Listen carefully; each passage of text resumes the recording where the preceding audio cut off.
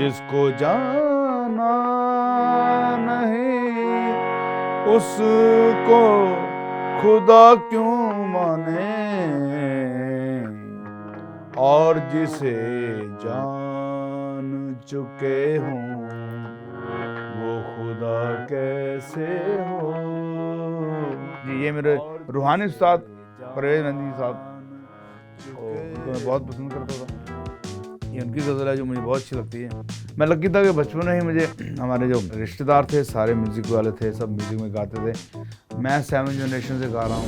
ओ गड्ढे ते न चढ़दी गड्डी ते न चढ़दी छड़ियां दे टट्टू ते टप चढ़दी, बोल तारा रा कंजरी कलोल कर दी। बोल तारा को हो गए 27 साल और बल्ले बल्ले को हो गए हैं ऑलमोस्ट 26 साल हो गए हैं। डरते डरते को भी 26 साल हो गए हैं। मेरा दोस्त है जो अभी बॉम्बे रहता है, हम लोग बांद्रा में मैकडोनल्ड बैठे थे। बोला भाजी तुसी बॉम्बे कदों आओगे?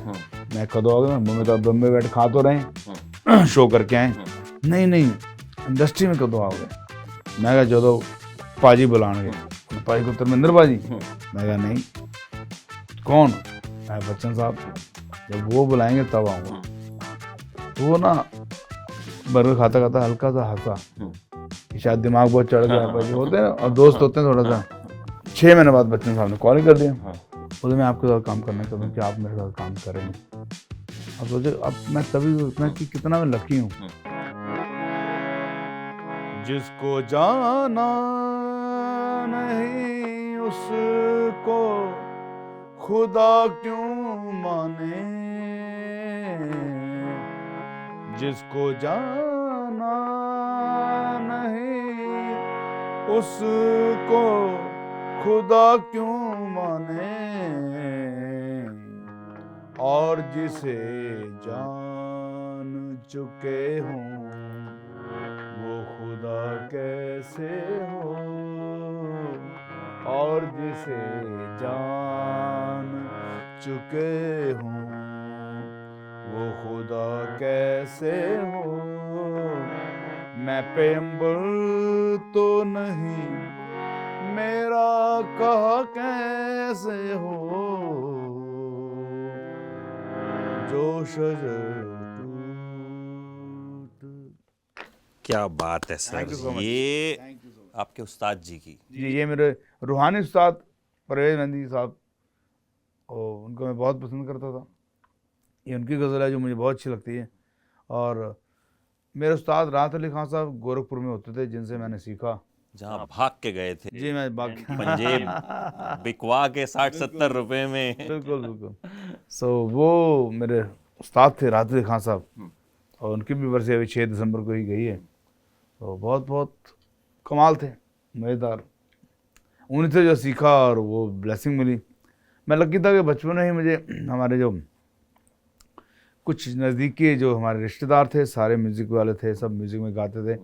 मैं 7 जनरेशन से गा रहा हूँ, वो भी 7 जनरेशन से हमारे रिश्तेदार। मतलब जितने लोग हम लोग सामने एक दूसरे को जानते थे, क्लोज 25-30 रिश्तेदार, कोई मामा कोई चाचा कोई उनका आगे रिश्तेदार, वो सारे 7 जनरेशन से गाने वाले। 5 साल से आपने शुरू किया जी गुरुद्वारे में शब्द आपने क्या सुन सकते हो? मतलब वो मैं अब एक चीज़ आपको बताना चाहूँगा। पहले मैं रास्ते में आ रहा था अभी, तो आपके गाने सुन रहा था, आपके इंटरव्यू सुन रहा था।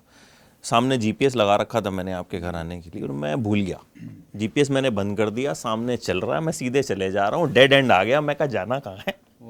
तो आपके गाने में मतलब वो क्या बात है कि हम खो जाते हैं? मेरे गाने में सबसे बात यह है कि मेरे गाने में ना सच्चाई बहुत है, बहुत ज़्यादा। म्यूज़िक बड़ी मेहनत की हम लोगों ने, और जब भी कोई कंपोजिशन बनाई वो तो बनाने वाला रब है। और फिर ब्लेसिंग मेरे उस्ताद राहत अली खान साहब की, मेरे माँ बाप की दुआएं हैं कि मैं जो भी ट्यून बनाता हूँ, धुन बनाता हूँ, रिदम बनाता हूँ, तो मेरे काम करने का तरीका है कि वो बहुत ही कहते हैं कि उसके अंदर बिल्कुल रम जाता हूँ, रच जाता हूँ, और कोशिश करता हूँ कि मेरे मन में हरदम यही सोच होती कि इसको मुंबई इंडस्ट्री ने सुनना है, बॉलीवुड ने सुनना है, मेरे काम को साउथ इंडियन म्यूज़िक ने सुनना है, AR रहमान ने सुनना है, और बहुत अच्छे MM करीम साहब, जिनके लिए मैंने बाहुबली गाया तीनों लैंग्वेज में, उन्होंने सुनना है। मतलब साउथ ने सुनना है, मुंबई दुनिया भर में सुनते हैं, दुनिया भर में। मेरे को लगता है लंदन वाले बहुत बड़े यू आर बियॉन्ड बाउंड्री। आप जो 4-5 लोगों से आपकी ना हरदम लड़ाई रहती है। मतलब आपने अगर विन करना है तो उनसे उनको ऐसा काम किया जो उनको अच्छा लगे। सिर्फ लाहौर इंडस्ट्री है, बहुत बड़ी म्यूजिक इंडस्ट्री है। लाहौर को, लंदन को, बॉलीवुड को, साउथ को, इन 4 चीज़ों को पहले देखना होता है कि मेरा गाना ऐसा हो कि जो सर चढ़ के बोले। उसके लिए मेहनत बहुत होती है। सो मुझे लगता है इसमें एक तो सच्चाई है और दिल से काम किया हुआ है। दूसरा राग बेस है, कोई इधर उधर की फालतू बातें नहीं है कि चलो भी जो गिमिक्स है फटाफट ऐसा वर्ड बोलो कि गाना हिट हो जाए, ऐसा नहीं।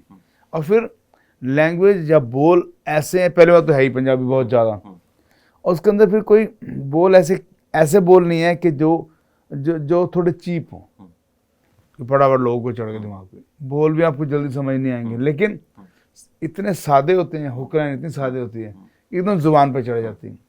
तो मुझे लगता है सर यही काम है। बाकी परवरदिगार की बड़ी बड़ी मेहरबानी कि आज हम लोग बिल्कुल 2022 के जाते हुए साल में आखिरी दिन मैंने किसी को भी कहा ही नहीं कि मैंने इंटरव्यू करना है। सच्ची बोले बिल्कुल नहीं, मैंने अपने काम करूंगा, लेकिन आखिरी हम काम कर रहे हैं तो बड़ी खुशी हो रही। 2022 के अंदर हम लोग आखिर में कर रहे हैं बातें, और लोगों तक ये जाएंगी, काम आएंगी, पर बड़ी मेहनत और शिद्दत से काम करते हैं। आज मेरे गाने को बोलो तारा को हो गए 27 साल, और बल्ले बल्ले को हो गए हैं ऑलमोस्ट 26 साल हो गए हैं। डरती रबरों को भी 26 साल हो गए हैं।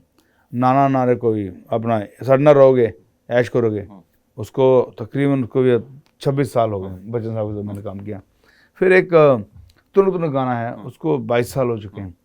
पर खुशी की ये बात है कि अब आज की दिन भी अगर मेरी बेटी अजीत कौर मेहंदी, जो नवराज हंसराज हंस जी के बेटे से शादी है, तो वो उनका शो आज करजत में है। तो सुबह आज 10 बजे उसका फ़ोन आया, पापा जब बिजी तो नहीं? मैं नहीं। मैं कहाँ पे हो? बोलते वो तो छोड़ो, मैं बताती हूँ, मैं वीडियो कॉल करती हूँ। वीडियो कॉल किया तो मेरा गाना बज रहा था, साढ़े नाल रहोगे, तो वहाँ पे लोग नाच रहे हैं करजत में। बोले कि पापा जी हम जहाँ भी जाते हैं वो खुद शो करते हैं।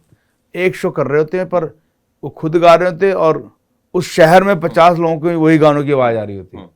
तो मैं बहुत लकी हूँ, खुश हूँ। सर एक गाने होते हैं जो यहाँ लगते हैं, आपके गाने मुझे लगता है यहाँ से यहाँ हर जगह लगते हैं। मतलब मेरे जैसा बंदा कभी शायद डांस नहीं करता, बट लेकिन जब आपके गाने बजते हैं ना तो एक अलग करंट, एक अलग मतलब कुछ हो जाता है। तो हो सकता है मैं एक आधा सवाल भी अपना भूल जाऊं क्योंकि आप बैठे हैं साथ में। सर वो शब्द अगर सुना दें तो मतलब वो एक साल का एंड एक बड़े शानदार नोट पे होगा।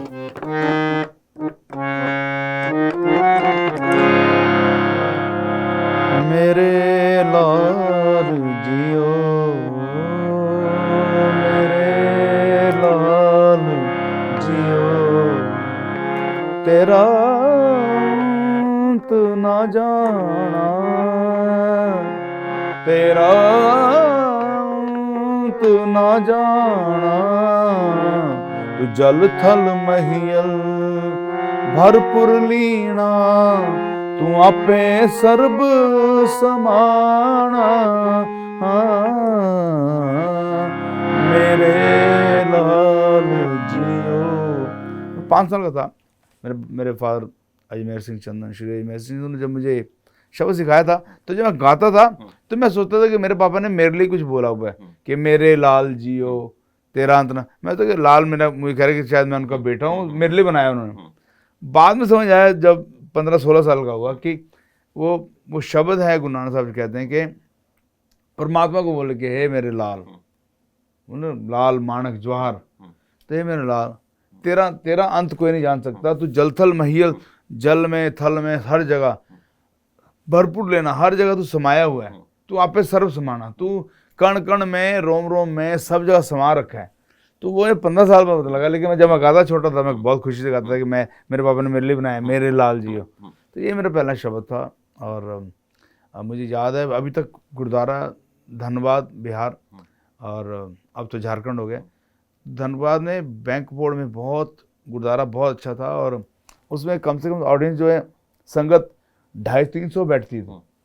उस दिन तो पूरा भरा हुआ था हॉल, बाहर भी लोग थे। तो जब मैंने पहले परफॉर्म किया था, मुझे एक तो डर बिल्कुल नहीं लगा, मेरे फादर साहब की मेहरबानी के ऑडियंस का डर पहले निकाल दिया और लोगों ने बहुत एंजॉय किया।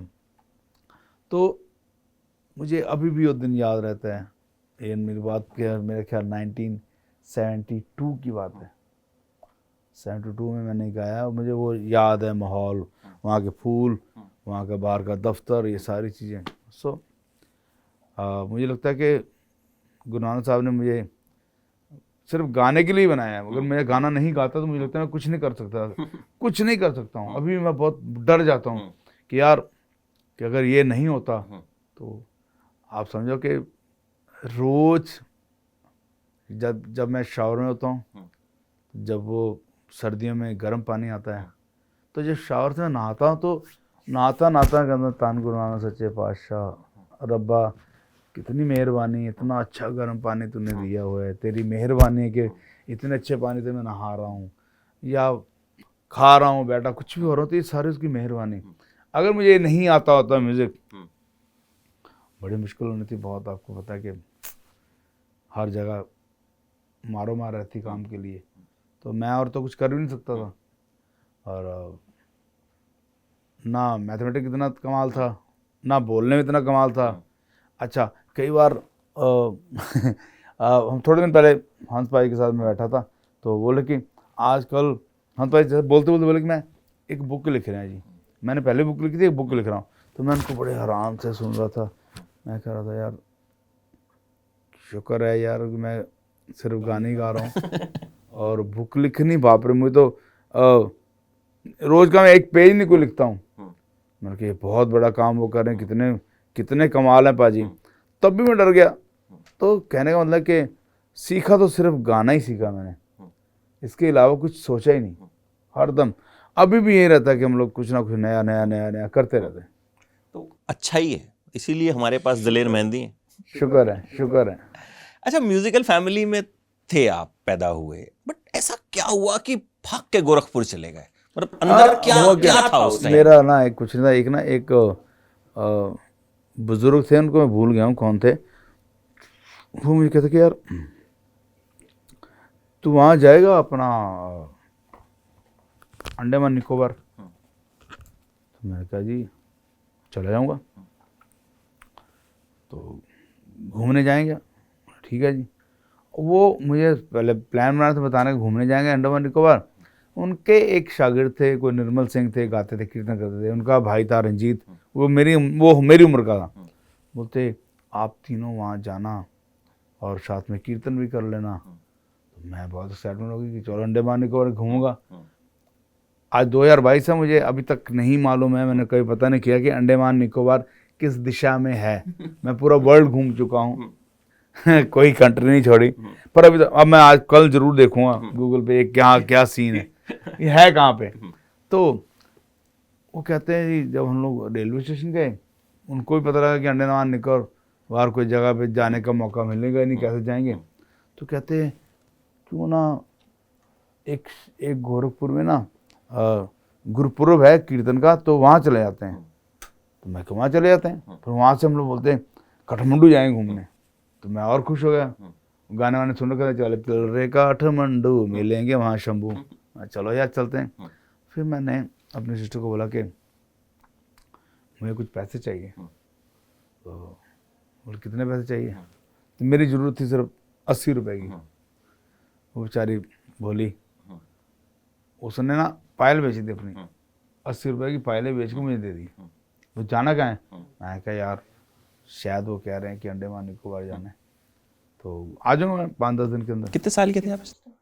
ये बात चल रही है 1981 की, शायद एंडिंग की बात चल रही होगी। 81 की। हाँ, मेरा 67 का बर्थ है, तो गिन लीजिए कितने हैं। तो मेरी सिस्टर ने दिए मुझे 80 रुपये। मैंने उनको बोला भाई चलो, लड़कों बोला चलो निकलते हैं। गए जी, यहाँ से गोरखपुर उतरे। गोरखपुर के हमने वहाँ पे जब कीर्तन किया तो लोगों को बहुत पसंद आया, बहुत अच्छा लगा। और उन्होंने कहा जी आप यहाँ रुक जाओ कीर्तन के लिए। मैंने कहा नहीं यार, हमने तो काठमांडू जाना है घूमने के लिए। क्या जटाशंकर गुरुद्वारा था, गुरु नानक देव जी वहाँ गए। तो 3-4 दिन रहते थे। एक दिन मैं ऐसे गुजर रहा था तो एक चौथी मंजिल से आवाज़ आ रही थी गाने की। गाने की बड़ी अच्छी आवाज़ लगी मुझे, मैन गा रहा था कोई। हम लोग सीढ़ियाँ चढ़ गए ऊपर, तो वो ऐसे अंदर घुस गए। तो वो बाजे बाजे लेके बैठे थे, तो उनका नाम था मच्छिंद्र नाथ, वो टीचर थे, पता नहीं क्या थे। तो गा रहे थे, उनके साथ बैठे थे प्यासा सिंह जी, हरजीत सिंह प्यासा। क्या हारमोनियम, ये हारमोनियम वर्ल्ड में मैंने दूसरा है मेरे पास है, इससे बड़ा यही वाला हारमोनियम मैंने देखा था मच्छिंद्र नाथ जी के पास तब उस टाइम। हाँ, और ये फिर ये दूसरी स्टोरी है, पर ये वर्ल्ड का दूसरा हारमोनियम जो बज रहा है वो मेरे पास है। मैं लकी हूँ, मुझे मिला। ये भी बहुत कमाल स्टोरी बड़ी है। तो मैंने उनको बोला कि हम भी गाते हैं। ये मेरी बचपन से आती, 5 साल की उम्र से। जहाँ मैं कहीं फंस गया, मैं गाता हूँ जी, गवैया हूँ। गवैया आपके घर में शायद यही था कि एक बेटा हमारा गवैया। तो उससे मैंने कहा हम भी गाते हैं। तो थोड़े पोलाइट हुए, बोले चाचा बैठिए साहब। तो बातें चलती रही, चाय वाय पी। तो एक रिकॉर्ड चलाया उन्होंने, वैसे ही उनके उस्ताद थे राहत अली खान साहब। मैंने आवाज़ सुनी और पागल हुआ, यार ये इतनी अच्छी आवाज़। मैंने कहा कौन साहब गा रहे हैं? बोलते राहत अली खान साहब गा रहे हैं। मैंने कहा यार पाकिस्तान में इतने सिंगर और भी अच्छे सिंगर हैं। वो साहब ये हिंदुस्तान के सिंगर हैं। मैंने कहा यार, क्योंकि गज़ल की बात अलग थी। गज़ल में हमारे जगजीत पाजी गाते थे, बहुत कमाल। और तब मुझे जगजीत पाजी की, मेरी उम्र इतनी समझ नहीं थी मुझे कि वो क्या हो रहा है, पर मुझे गुलाम अली साहब, मेहंदी हसन साहब सब रटे हुए थे हम लोगों ने। मैंने कहा इतने अच्छे गाते हैं? बोले यहीं के? अरे यार गोरखपुर में। बोलते यहाँ रेडियो स्टेशन में है। और मैंने कहा ये किसी को सिखाते हैं? बोलते बहुत मूडी हैं, बहुत अक्खड़ हैं, 6 से 7 8 महीने लोग घूमते पीछे, बड़ी मुश्किल से सिखाते हैं। तब मैंने उसको, रंजीत था लड़का, मैंने कहा रंजीत यार यहीं रहते हैं यार, यहाँ कुछ सीखते हैं, कुछ बन जाएंगे। तो बोलते तू यार काठमांडू ले जाना था। मैं यार काठमांडू चलते जाएंगे, क्या जा रहे हैं, यही तो है काठमांडू, सुना है, देखा तो था नहीं। तो रुक गए। तो फिर मैं उस्ताद के आगे पीछे घूमना शुरू हुआ। बस वही 6 महीने बाद फिर उन्होंने कहा जी ठीक है, कौन हो? 6 महीने बाद पूछा, रोज मिल रहा हूँ, क्या करना चाहते हो? मैं उनको पापा बोलता था, गाना बना लिया था। हाँ, बोले गाना सीखना है। गाना मैंने सुनाया उनको बहुत अच्छा लगा और थोड़ा रो पड़े। वो मेरी अम्मी को बोलते हैं, अपनी वाइफ को, कि अख्तरिया तो कहती थी हमारे यहाँ बेटा नहीं, ये देख हमारा बेटा रब ने भेज दिया, ये तेरा बेटा आज से। तो इस तरह मेरी तकदीर खुल गई, बहुत मज़ा आया, बड़े मस्ती वाले किस्से हैं। तो वो इस तरह ग्रुप में रख के मैंने फिर 83 की बस अभी बिगनिंग होने वाली थी। मैंने एक दिन मैं पार्क में बैठकर रो रहा था अंधेरे में, तो ढूंढे कहाँ आगे मेरे पास, क्या हुआ? देखा तो रो रहा है। रो रहा हूँ। क्यों रो रहे? मैंने कहा आपने मुझे बेटा बना रखा है और सिर्फ उल्लू बनाते हो, गाना वाना सिखा नहीं रहे। और अच्छा क्या सीखना है? मैंने कहा जो सीखना था वो गज़लें, तो सिखाता दूँ। मैंने कभी बैठ कर नहीं सिखाया, एक लाइन आपने मुझे 6 महीने लगा दिए। और तो चाहता क्या है? मैं चाहता हूँ, सामने बस स्टॉप था, वहाँ पे होर्डिंग लगती किसी की, मैं चाहता हूँ कि मेरे इस तरह मेरे पोस्टर लगने चाहिए, ये दिलेर सिंह, उसमें मेरा नाम दिलेर। हाँ, वो उस पे आएंगे कि मेहंदी कैसे हुआ। हाँ, दिलेर सिंह होना चाहिए, ये उन्होंने गाया, ऐसा गाया। अच्छा बेटा हंसने लग गया, बेटा ये तो तेरे बाप के साथ नहीं हो रहा है। मैंने कहा नहीं हो रहा लक्ष्य, आप मेरे उस्ताद सिखाओ तो सही, क्या चाहता है? मैंने कहा जहाँ जाऊँ बस ट्रैफिक जाम, लाठी चार्ज हो कि दिलेर सिंह शहर में आ गए हैं।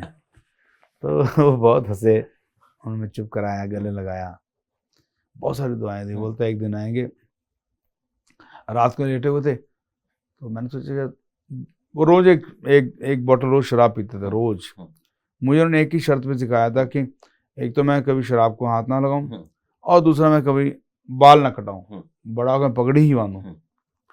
तो उनको बैठा हुआ था, रात के मेरे ख्याल 1:30 बज गए, सोते सोते बोलते कि मेरी बहुत दुआएं बेटा, तनु मौला दी अमान। थोड़ी पंजाबी बोलते थे कि उस्ताद बड़े गुलाम अली खान साहब के शागिर्द थे, उस्ताद पटियाला घराना मेरा। तनु मौला दी अमान, एक दिन आएगा आशा आशा गाएगी मेरे बेटे के साथ, हाँ। आशा गाएगी मेरे के बाद। हाँ।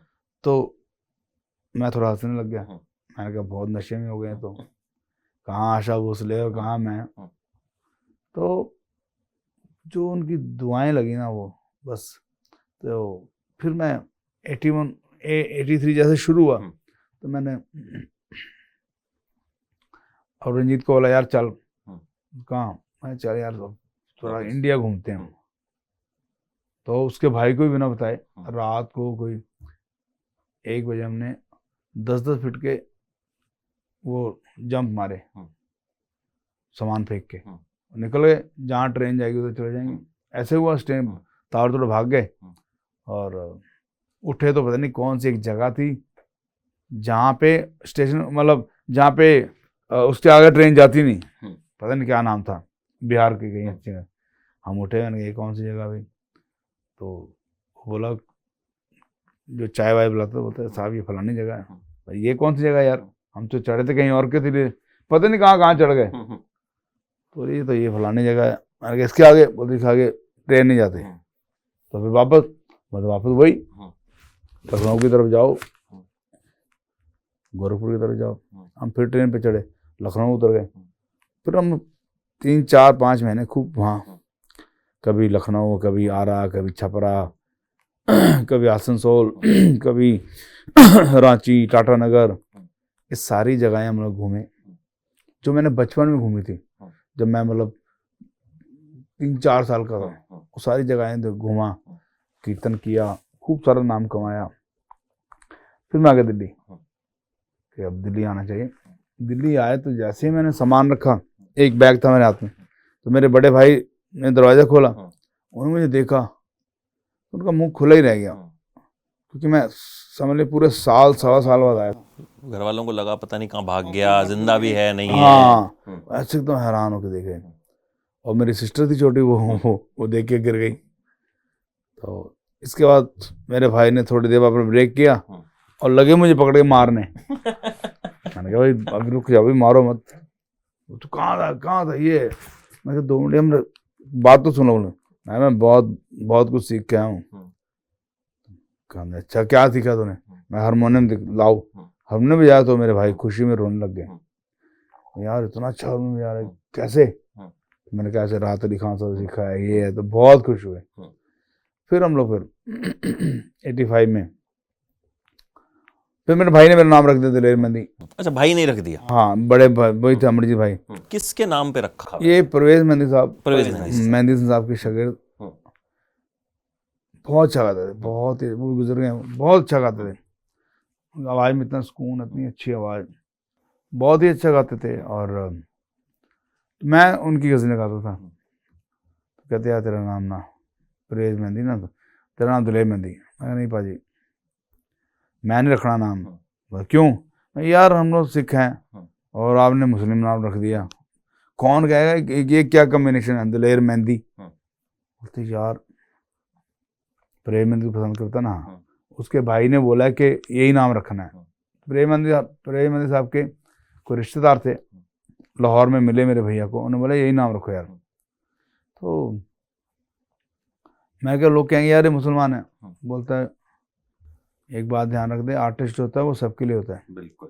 कोई मुसलमान, कोई सिख, हिंदू, कुछ नहीं। आर्टिस्ट है। तो ये बहुत अच्छा नाम है, तो मैंने रख लिया। वाह कितना बड़ा नाम हो गया, तो बहुत पसंद आया। फिर 85 में हम चले गए USA, 86 में, 86, 87 कैलिफोर्निया, सैन फ्रांसिस्को। फिर वहाँ गज़लें को शो, और एक अपने सारे भाइयों के लिए अलग अलग गाड़ियाँ हमें मिल गई। हमारे बड़े भाई थे, 16 हमारे पास टैक्सियाँ थी, एक टैक्सी मुझे दे दी गई। बस खूब फन किया वहाँ। लाइफ ने और कुछ सीखा, जाके बर्कले यूनिवर्सिटी में थे तो बहुत कुछ सीखा वहाँ पे। अच्छा खाना क्या होता है, पहनना क्या होता है, गाड़ी क्या होती है, हॉर्स पावर क्या होती है, ये सारी चीज़ें हमें छोटी उम्र में ही मिल गई। तो लोग तो अब देखते ना गाड़ियाँ, उनको लगता ओहो। तो हमने तो मतलब छोटी उम्र में अच्छे खाने, अच्छे गाने, अच्छा पहनना, वो सब मिल गया, सब हो गया। फिर मैंने कहा यार मुझे नाम कमाना है, क्योंकि बचपन से मैंने गाना ही, तो मुझे लगा कि मुझे नाम कमाना है। मेरे मन में ये था कि मैं अगर इंडिया जाऊंगा तो ही नाम होगा। तो मुझे ये नहीं पता था कि मैं बोलो तारा लगाऊंगा। गजनी था मेरे पास, वो दारा सिंह जी थे, उनके साथ बहुत प्यार था हमारी फैमिली का, बड़े भाई का। तो वो हम लोग सारे ऐसे कारपेट में सारे बैठे हुए खाने वाने खा के, तो उन्होंने कहा कि देखो पाजी, ये दिल जो वहाँ जाना चाहता है इंडिया, तो यार क्या करेगा इंडिया जाके, जी नाम कमाना चाहता है, यार तू यहाँ इतनी बड़ी जगह यहीं कमा लेना। आप भी बातें कर रहे, बोलते कैसे रोकें। दारा जी बोलते बड़े प्यार थे इनको, यार तू चाहे तो मैं 2 महीने के लिए यहाँ लिटा दूँ इसको। वो कहते वो मुझे बहुत दावा आंदे ने, तो मैं इसको कुछ नहीं करूँगा, सिर्फ हल्का टच करूँगा, इसका ये घुटना उतर जाएगा, फिर 2 महीने चल नहीं पाएगा, फिर मैं फिक्स कर दूंगा। मैंने दादा जी के पैर पकड़े, मैं अप्पा जी ऐदा ना करना प्लीज, नहीं बोलते यार फिर तो चेंज कर अपना मूड। मैं कहा अच्छे चेंज कर दूंगा। फिर कर करा के मैं इंडिया निकल आया। आप निकल जाते थे, मतलब मनमौजी शुरू से थे? मुझे था कि मतलब मुझे लगा कोई चीज ऐसी थी जो करवाती थी कि चल।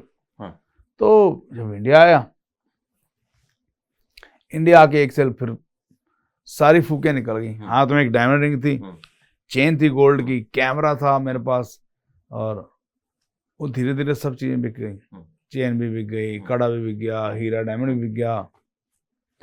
अब बहुत बुरी हालत। और फिर मेरे पास रह गई 2 पेंटें। मैंने कहा फिर जाऊंगा यूएसए, और यहाँ कुछ नहीं है।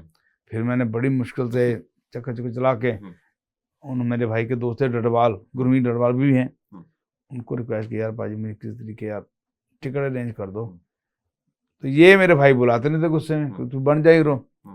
तो उन्होंने बोला ठीक है। डडवाल साहब ने उस टाइम अराउंड कोई 16 लाख रुपया इकट्ठा किया, बहुत अच्छे आदमी जिंदे रहे। तो उन्होंने मुझे फिर, अब मैं कैलिफोर्निया जा नहीं सकता था, तो मैं गया न्यूयॉर्क। वहाँ उतरा तो जो मेरी पैंट थी, जैसे ही मैंने ग्रिल को जंप मारा तो मेरे पास एक पैंट रह गई थी, वो भी फट गई। मैंने कहा ये क्या हो गया। एनीवे, एक टैक्सी वाला था लाहौर से, उसने मुझे देखा, आओ पाजी आओ, बड़े प्यार से, कितने जाना है। मैंने कहा यार यहाँ तो मैं पहली बार आया हूँ न्यूयॉर्क में। बोलता आप वहाँ चलो, बहुत बड़ा अच्छा गुरुद्वारा है, वहाँ छोड़ देता हूँ। मैंने कितने पैसे, वो बैठो यार, उन्होंने मुझे खाना वाना खिलाया, वहाँ छोड़ा और एक पैसे नहीं लिया। यार थोड़े बहुत के अंदर कुछ नहीं, तुझे पर आओ साढ़े ये है वो है। मैं वहाँ रहा 2-4 दिन गुरुद्वारे में। अब वहाँ पे लोग रोज सुबह ट्रेनिंग दी जा रही कि यहाँ पे ऐसे करेंगे, रेड लाइट पे अखबारें बेचेंगे, अखबारें फेंकेंगे, वहाँ से उतना वहाँ जाएंगे, फिर वहाँ पे बिल्डिंग पेंट करा करेंगे। ठीक है, अब सारी मुझे स्टोरियाँ समझा रहे हैं ऐसे होना है। तो 4-5 दिन तो मेरा गाना इतना अच्छा था कि जो सुनता था वो दीवाना हो जाता था। फिर मेरे भाइयों को पता लग गया कि वहाँ पे न्यूयॉर्क आया हुआ। मेरा एक दोस्त था गोगा, उससे मेरी बात हुई, उसके जीजा वहाँ पे थे, वो पेंट करने जाते थे। यानी भाई ने पकड़ लिया फिर फ़ोन पे, कहने हाँ जी कितना हाल है। मैंने कहा ये मैंने माफ़ कर दो, बहुत बड़ी गलती हुई है, ये हुआ है। तब आ जा, फिर टिकट उन्होंने दी, फिर वापस सन फ्रांसिस्को। अब मुझे फिर 1 साल रहा, अब फिर लगा यार नहीं, पॉल मैककार्टनी का शो था और मुझे पीटर ग्रुप का पता नहीं था कौन है। तो मैं टैक्सी चला रहा था उस शहर में, छोटा बर्कले शहर, उस शहर में उस टाइम 30,000 लोग आ गए। आप सोचो कि शहर ऐसा लगे कि जैसे चींटियां घूम रही, इतना आदमी जा कहाँ रहा है। अच्छा, जितने रेस्टोरेंट से सबके खाने 4 o'clock तक फिनिश, सब जगह लिखा सोल्ड आउट। अब कोई खाना भी नहीं वहां पे, कुछ भी नहीं, पानी तक नहीं। टैक्सी में चलाए जा रहा हूँ, लोग आए जा रहे हैं, बैठते हैं और 1 किलोमीटर जाते हैं, उतरते हैं, मेरे पास ऐसे डॉलर ऐसे फेंक के मेरे हाथ में, मैं चेंज ले लो, नहीं जी कॉन्सर्ट में जा रहे हैं। तो शाम 6 बज गए, मेरे हैंड में $4,000 इकट्ठे हो गए। मैं क्या ये हुआ क्या। तो फिर एक कोई लास्ट गोरा था, मैंने अपनी टूटी फूटी इंग्लिश में समझना चाहा, उसने मुझे कहा कि सर पॉल मैककार्टनी का शो है इस स्टेडियम के अंदर। तो तकरीबन हम लोग अपनी गाड़ियाँ 60 किलोमीटर दूर पार्क करके आए। हम लोग वहाँ से मेट्रो में आए, फिर वहाँ से गाड़ियाँ ले रहे हैं। तो ये है कौन है? बहुत बड़ा सिंगर है, बीटल, बीटल। मुझे पता नहीं बीटल क्या है। बस उस दिन मैंने मूड बनाया अपना, ने कहा यार मुझे इंडिया जाना है, मेरा नाम कमाना है और मुझे शो करना है यहाँ पे कैलिफोर्निया में। और इंडिया में जब शो करूँ तो लोग इस तरह, इतनी भीड़ आनी चाहिए मेरे शो में। ऐसा मूड हुआ। अब फिर दिल लगे ना कि कैसे बनाऊं भाइयों, कैसे बताऊं, पहले पिट चुका हूँ, पहले काम हो चुका है। और मैं फिर दोबारा तिगड़म लड़ा लू के फिर आ गया, यहाँ पे आ गया। तो मैंने यहाँ पे समझ लिया 8-9 महीने तो स्ट्रगल की। अब जहाँ मैं जाऊँ सुंदर कपड़े पहन के गाने के लिए, पेमेंट होती थी मेरी कोई 150 रुपये, यहाँ इतनी मिलनी थी, पर मैं उसमें खुश था कि कोई बात नहीं, खाना उल्टा सीधा, किराए पे रह रहा हूँ, सब चल रहा है। लेकिन जुनून था, चलते गए। फिर मैंने शुरू किया 150 से, करते करते करते करते फिर मुझे मिले एजे जसपाल साहब, मिले एम्बेसडर होटल में।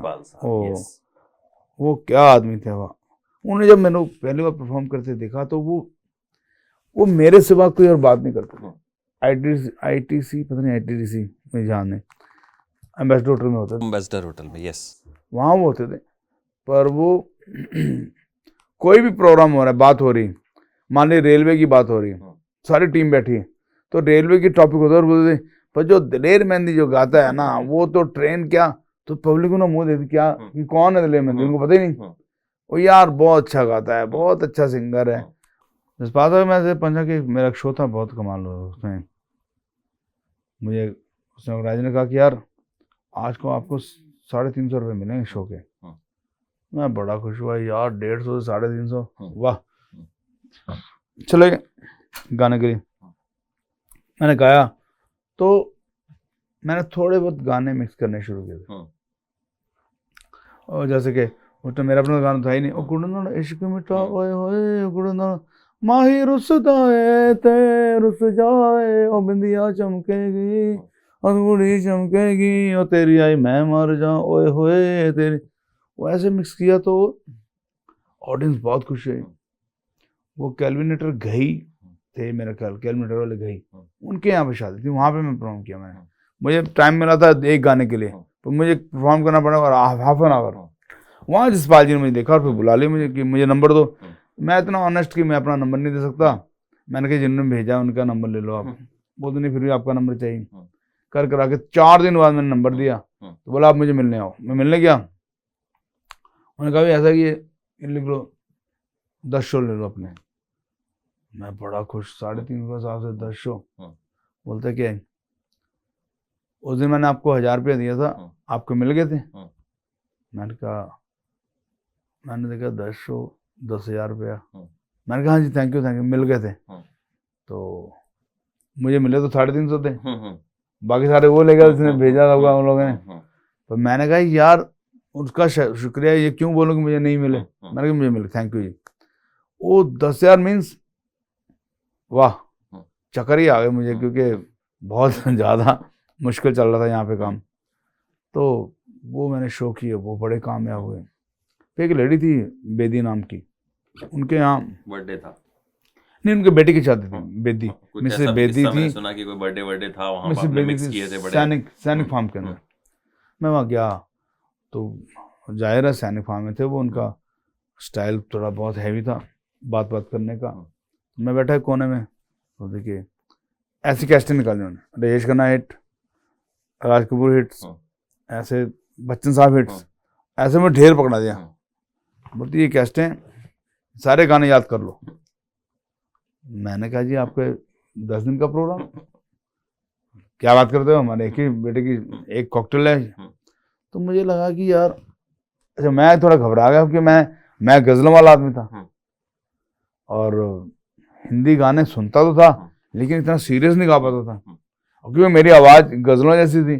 तो मैं ये भी नहीं कह सकता कि मैं रफ़ी साहब की तरह गा लूँगा या किशोर साहब इतना अच्छा गाते हैं उनकी तरह गा लूँगा। मैं उनका फ़ैन तो हूँ पर उनको गा ही नहीं सकता। राइट। बहुत परेशान हुआ कि क्या किया जाए। कैस्टें उठाई थैले में, प्लास्टिक के थैले में लेके आ गया घर, वाइफ के साथ बैठा। मैं कहा यार ये पंगा हो गया दादा। तो क्या हुआ? मैंने कहा ये इतने गाने पकड़ा दिए हैं। अच्छा, मैंने कहा जैसे मैं लिखने वैसे ही थोड़ा परेशान, अब मैं कहाँ लिखूं, कैसे गाऊं, क्या करूँगा। बस फिर शादी में थे उनके अभी 10-15 दिन, मैंने एक हफ्ते में बस मैंने कहा यार अपना वही काम करते हैं। मैं मेरे मेरे बड़े भाई अमरजीत भैया, रंजीत सिंह यूएसए में अभी हुआ है, हम सब मिलकर ना गाने मिक्स करते थे। मैंने कहा एकदम दिमाग खनका, पर जो मिक्सिंग वो करते थे उससे भी अच्छी मिक्सिंग मैंने एक राग बेस में, मैंने एक रिदम एक राग में शुरू कर दी। बस मैंने शादी से उनके एक हफ्ता पहले ही बोलते कितने बिजी लोग हैं। मैंने पापा जी को बोला, पापा जी ये तो कम से कम 6,000 रुपये चाहिए एक शो का, क्योंकि ये इनका काम है। सॉरी, एक 6,000 रुपये चाहिए पापा जी, क्योंकि ये बहुत मुश्किल काम है। बोले अच्छा यार जैसा तेरे को अच्छा लगे तो कर दे। मैं कहा 6,000 रुपया में ग्रुप भी जाएगा और लाइट एंड साउंड भी 6,000, सब कुछ 6,000 के अंदर होगी। हमने लेडी को बोला, पापा जी ने नहीं नहीं जसपाल जी ये तो बहुत महंगा हो जाएगा, ये बहुत महंगा हो जाएगा। तो वो जसपाल, यार तुम दलेर मेहंदी बुक कर रहे हो कि घोड़ी बुक कर रहे हो? बोले क्या मीन्स? बोले क्या महंगा हो रहा है, क्या महंगा? बोलेगा दलेर मेहंदी इतना बड़ा नाम, ये वो ना दलेर मेहंदी और लता मंगेशकर, समझ आ रही बात? तो लेडी मुंह देख रही पापा जी का, मैं भी देख रहा हूँ पापा बोले क्या जा रहे हैं। तुमको पता नहीं है या गुरदास मान या दलेर मेहंदी? वो फिर देख रही कि क्या कह जा रहे, गुरदास मान या दलेर मेहंदी, कहाँ ये आदमी बैठा है, कहाँ गुरदास मान ले 1 लाख रुपया। तो कर करा के जी पापा ने कहा इससे कम नहीं होगा। बड़ा दुखी हो गया ओके जी। पर जब मैंने शो किया, वो बस जितने लोग आए थे ना, उनको लग रहा था या तो उन्होंने पागल हो जाएंगे या दिमाग फट जाएगा, क्योंकि सारे गाने मैंने कर दिए, कोई छोड़ा नहीं, मिक्स किया था, एक सारे गाने मिक्स किया, खूब डांस खूब मस्ती। उस चीज को जो मैंने शुरू किया, आज मुझे खुशी है कि उसी चीज को सारी इंडस्ट्री फॉलो करती, चाहे इंडिया हो, बॉलीवुड हो, पाकिस्तान हो, और उसी चीजों को गाते हैं, सेम गानों को गाते जो मैंने रिमिक्स किए। वो एक नया दौर शुरू हुआ। फिर मैंने पीछे मुड़ के देखा नहीं। कजाकिस्तान गए थे? हाँ, कजाकिस्तान में गया 94 में, वापस लकी हो गई मुझे। और वहाँ पे हमने समझ लो कि वर्ल्ड कंपटीशन था, जिसके चाइना नंबर 1 पे आया, सेकंड हम लोग आए। और वहाँ पे फिर जब मैं सड़क पे घूमता था तो लोग मैं देख के बल्ले बल्ले सब रशन करते थे, तो एक नई पहचान मिली। और हम डुर्रा करते थे, उसको भी सब नई पहचान मिली। वो करके आए। फिर तब हमारा शो मतलब काफ़ी महंगा हो चुका था, मतलब हमें किसी चीज़ की जरूरत नहीं थी, हम बहुत बिजी हो गए, बहुत बिजी। तो मुझे मिले जवाहर बातल, बहुत प्यार, अभी आज भी सुबह मेरी बात हुई उनसे बात हुई, कहते यार दलेर मैंने यार कुछ करना है, बड़ा काम करना, बस एक बार हो जाए मस्ती। करते करते करते बोलते कुछ गाने को नहीं बता। मैंने बोलो तारा राय सब गाने किए। तो फिर मैग्ना साउंड के साथ मेरी मीटिंग रखी। मैग्ना साउंड के जो शशि कुमार थे, बहुत स्टाइलिश आदमी, यहाँ हयात में वो ठहरे थे स्वीट में, मैं उनको मिलने गया। और स्टाइल तो मैं भी बहुत ज़्यादा था स्टाइलिश, क्योंकि टर्म मैंने स्टाइल शुरू कर दिया था ये वाला। और मुझे ये था कि रहो हरदम किंग की तरह, अच्छे राजा की तरह। तो जब मैं गया वहाँ पे, उन्होंने मुझे देखा, गाना सुना नहीं, गाना सुनने से पहले ही बोला कि ये जो जेंटलमैन बाहर, मैंने इसको देखा है, ये कुछ करेगा, इसको प्लीज साइन करो जल्दी। तो बहुत सारे लोग, 40 लोग आए थे, 40 में सबसे पहले मैंने साइन किया।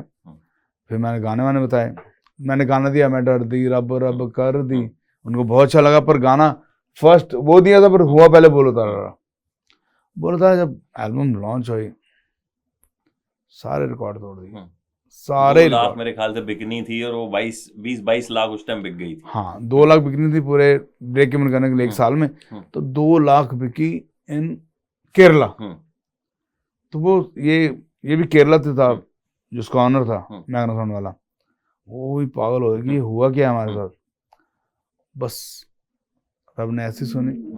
बोलो तारा भी मेरी मम्मी एक दिन गा रही थी, तो हम लोग क्या था, हम लोग कभी जैमिंग जब भी करने बैठे जाते थे, तो बैठा होता तो मम्मी मेरे से गा रही, ओ बोलो तारा रा कंजर, तो मैंने मुझे बड़ा अच्छा लगा, बीबी एक, मैं उनको बीबी बोलता हूँ, मैं बीबी, पंजाबी में बीबी हाँ ज्यादा मैं बीबी है, एक केड़ा गाना है, बोलती हम लोग बचपन में, मैंने अपनी नानी मम्मी वगैरह कब गाते थे शादियों में बचपन में, तो तब सुना है।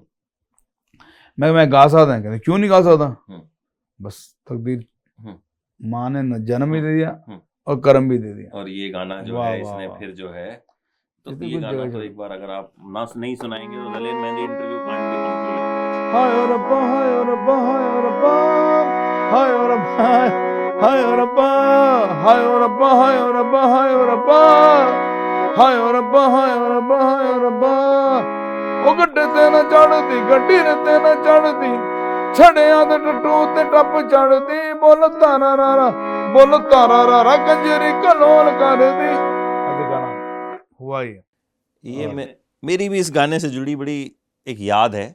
मेरे ताऊ जी के घर में जब हम जाया करते थे तब छोटे छोटे गाने एज अ एड चलते थे, तब ऐसा तो था नहीं कि यूट्यूब है या, तो जैसे ये गाना आता था तो सबके बीच में उनके कंपटीशन चल रहा था कौन पहले नाचेगा। तो जैसे ये गाना आता था तो वो नाचना शुरू कर देते, तो हम पूछते थे यार ये क्या है, अरे ये पता नहीं दलेर मेहंदी का गाना आया, ये हम मतलब कंपटीशन कर रहे हैं। तो ये तो मतलब मुझे लगता है कि कितना ही हम आज भी जो है ये गाना जब भी बजता है। अच्छा, इस गाने में जो आपका ड्रेसिंग सेंस था, वो एकदम किंग वाला जो कोट्स थे, वो आप पहले ही ला चुके थे। हाँ वो मैंने याद है। वो मतलब इस गाने से आपने लॉन्च नहीं किए थे। मैंने लुक पहले ऐसी कर ली थी, मेरे शोज होते रहते थे। मैंने साल में एक बहुत बड़ा रिकॉर्ड तोड़ा था कि 365 दिन होते थे, मैंने 370 शो किए थे। 370 शो में हरदम कुछ ना कुछ स्टाइल अगला कुछ चीजें, चूड़ीदार कुर्ता कैसे रखना है, मुझे बहुत शौक होता था कि मोतियों की माला कैसी होनी चाहिए, पन्ने की माला कैसी होनी चाहिए, तो ये सब जैकेट्स का इन दिनों बड़ा एक वो है क्रेज कि मतलब जैकेट्स जो आपकी होती हैं वो बड़ी शानदार होती हैं। शुक्र है आपका, क्योंकि मेरी ये होता है कि जो लोगों ने पहना है वो नहीं होना चाहिए, वो नहीं होना चाहिए। अगर कोई ब्रांड बड़ा मशहूर है तो उसको भी अपना रूप एक अच्छा अलग दिया जाए, उसकी भी उसके डिजाइन को भी ब्रेक करके उसको भी कुछ नया कर दिया जाए, तो ये शुक्र रब का वो कामयाब होते हैं।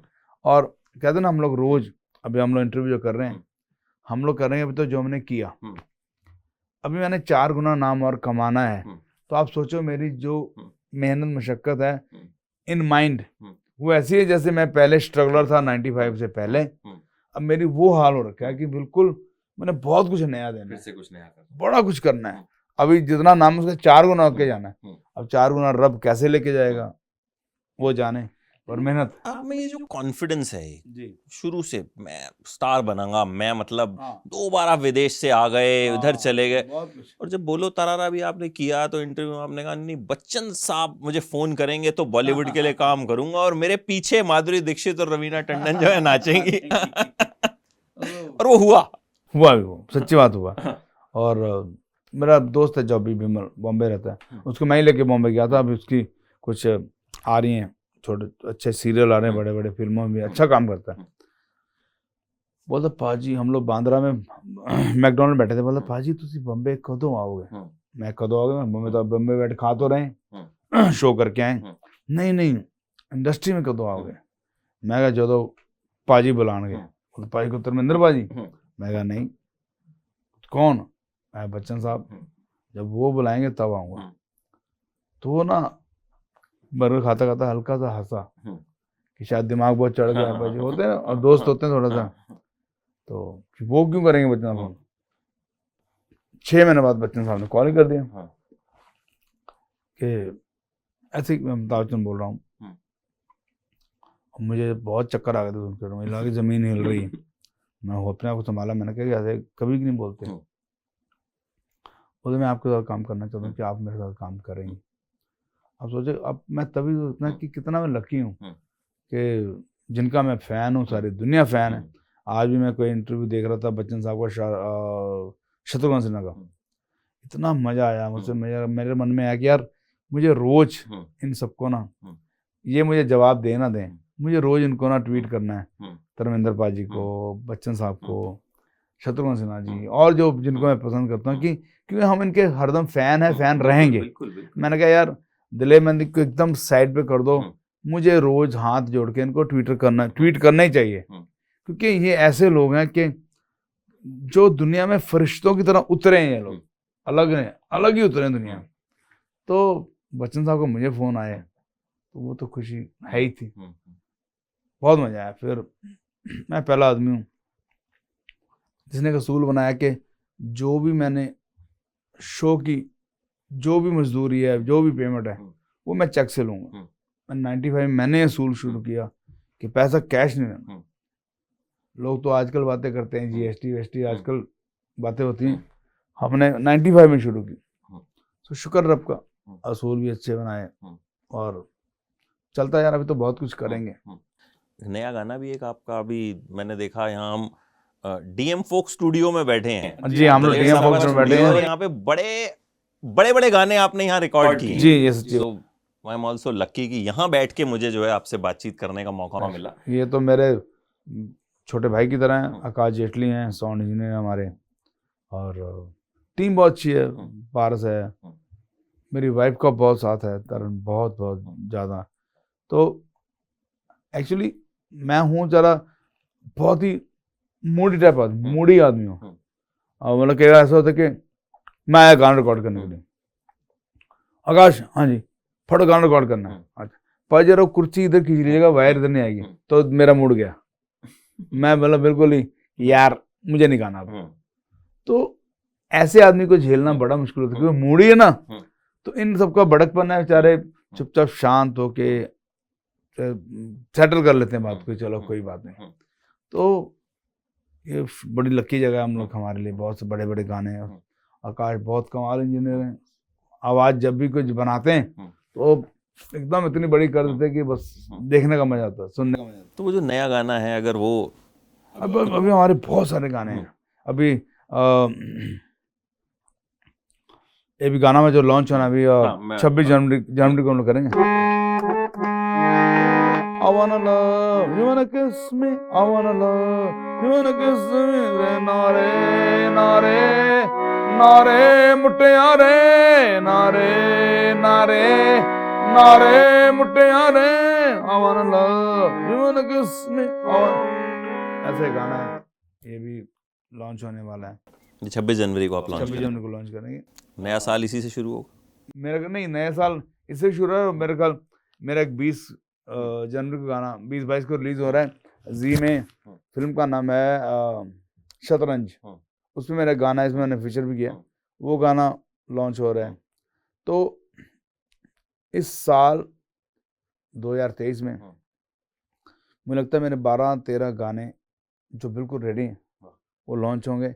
और जितना गैप था इतने सालों का, वो सारे मेरे फैन से भी माफ़ी चाहता हूँ, बस वो दूर हो जाएगा और मज़ा ही आएगा। बस हर जगह आपको दिलेर मेहंदी के गाने नए हर जगह आपको बजेंगे, सुनेंगे, और हर मूड के गाने, ये सबसे बड़ी बात है। मतलब 12 महीने होते हैं लेकिन गाने जो हैं 12 से ज़्यादा आने वाले हैं। जाने शायद ज़्यादा ही आ जाए, 15-16 ही आ जाएंगे। बिल्कुल आने चाहिए। मतलब आपके गानों का तो सबको इंतजार रहता है। सच्ची बात, बहुत अच्छे गाने होंगे वगैरह। अब दिन मेरा है, मुझे बहुत खुशी हुई आज आपसे मुलाकात करके।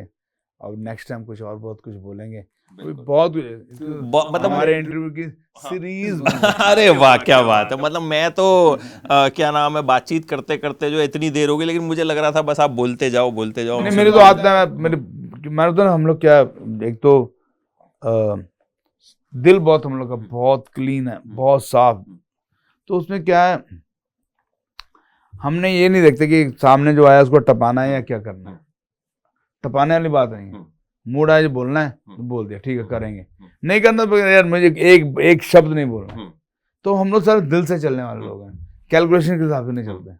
तो वो दिल का ही कनेक्शन था। मतलब आज क्योंकि 31 है तो मेरा पहले सुबह था कि कहीं कुछ प्लान करते हैं, कहीं चलते हैं। फिर 11 बजे करीब मुझे पता चला कि आज आपका इंटरव्यू हो सकता है। मैं कहा यार बाकी चीज़ें छोड़ो, मैं निकल गया था घर से। बहुत सारे चैनल को मना किया। तो थैंक यू सो मच। मैंने रास्ते में शेव शू करवाई। वो गाड़ी में एक जैकेट रखी हुई थी, मैंने कहा चल आज यही जैकेट का, क्योंकि मैं कहा दिलेर पाजी के साथ बैठना है तो मतलब जैकेट वैकेट भी थोड़ी बहुत उनसे नहीं बहुत प्यारी मैचिंग करती हुई होनी चाहिए। Thank you so much. मतलब मेरे लिए इट्स एन ऑनर कि आपके स्टूडियो में बैठ के आपसे बात। शुक्र है, मैं कहूँ कि आप हम दोनों के लिए, हम सबके लिए बहुत अच्छा दिन, हम आपस में हमारा मिलना जी ये तो एक बहाना है, जी और जो हुआ बहुत बहुत बहुत शुक्रिया। Thank you sir. और मेरा 2022 जो है वो एकदम ग्रैंड नोट पे खत्म हुआ। Thank you so much. Thank you so much. Happy new year to you. नया साल बहुत बहुत आपको मतलब खुशी बहुत आपको मार के, और जितने भी देखने वाले दर्शक हैं, रब उनको भी बहुत लंबी उम्रें, खुशियाँ, तरक्कियाँ दे, और नया साल आप सबको बहुत बहुत मुबारक। Thank you so much. Thank you sir.